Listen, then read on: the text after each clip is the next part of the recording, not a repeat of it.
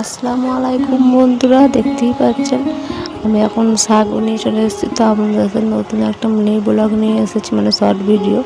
তো দেখতেই পাচ্ছেন আমি এখন কলমি শাক বেচতে বসেছি। তো আমার মাও বসে, আর আজকে আপনাদের সাথে একটা রেসিপি শেয়ার করবো। সেটা হলো যে দেশি মুরগির ঝোল কীভাবে বানাতে হয় সেটা তোমাদের শেয়ার করবো।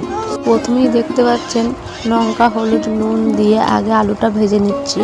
তো আলুটা ভাজার পরে আপনাদের সাথে শেয়ার করবো যে কীভাবে মাংসটা মুরগি রান্না করতে হয়। তো আমি ভয়েস করতে একটু অসুবিধা হয়, মাম্মাম আছে। তো মামামকে বলেছি দেশি মুরগির মাংসটা নিয়ে আসতে।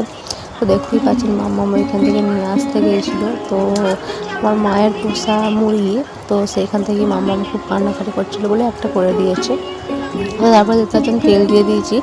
তেল দেওয়ার পরে এবার পেঁয়াজ দিয়ে দিচ্ছি। পেঁয়াজটা একটু লাল লাল পাড়া হবে, তারপরে মশলা দেবো। তো পেঁয়াজটা লাল লাল পাড়া হয়নি এখনও, আর একটু হবে, মানে একটু লাল লাল হবে। তো তারপরেই একটা গরম মশলা, লবঙ্গ, তেজপাতা, এলাচ দিয়ে দিলাম। তো তারপরে দেখতে পাচ্ছেন হলুদ, লঙ্কা, জিরে, মিট মশলা সব একে একে দিচ্ছি। তো আমি একবারই বলে দিলাম, তো একে ভিডিওটা দেখাচ্ছি। তো মা করেছে ভিডিওটা, দূর থেকে করেছে। তো আমার রান্নাটা কেমন হয়েছে অবশ্যই কমেন্ট করে দেখবেন, আর পুরো ভিডিওটা দেখবেন। তো তখন তারপরেই বুঝতে পারবেন যে কেমন রান্নাটা হয়েছে। তো অবশ্যই কমেন্ট করে জানাবেন যে কেমন হয়েছে রান্নাটা, ঠিক আছে? তো দেখতে পাচ্ছেন মশলাটা খুব সুন্দর কালার ছেড়ে দিয়েছে, তেল বেরিয়ে গেছে।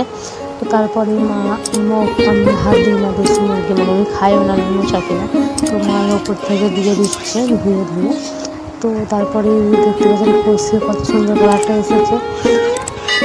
তো কেমন হয়েছে অবশ্যই কমেন্ট করে জানাবেন, আর আমার চ্যানেলটা অবশ্যই সাবস্ক্রাইব করবেন। আর দেখে কতটা টেস্টি মনে হচ্ছে অবশ্যই বুঝতে পারছেন। তো মামাম রিভিউ দেবে।